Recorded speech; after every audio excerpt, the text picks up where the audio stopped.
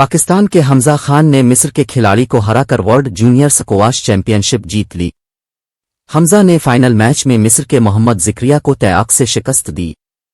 उनकी जीत का स्कोर 12-10, 12-14, 3-11 और 6-11 रहा।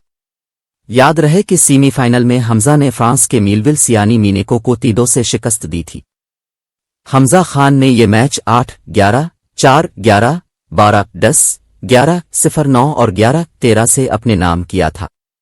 वाज़ेह रहे कि 37 साल बाद कोई पाकिस्तानी खिलाड़ी वर्ल्ड जूनियर स्क्वॉश चैंपियनशिप जीतने में कामयाब हुआ है। इससे कबल 1986 में जान शेर खान ने ये टाइटल जीता था।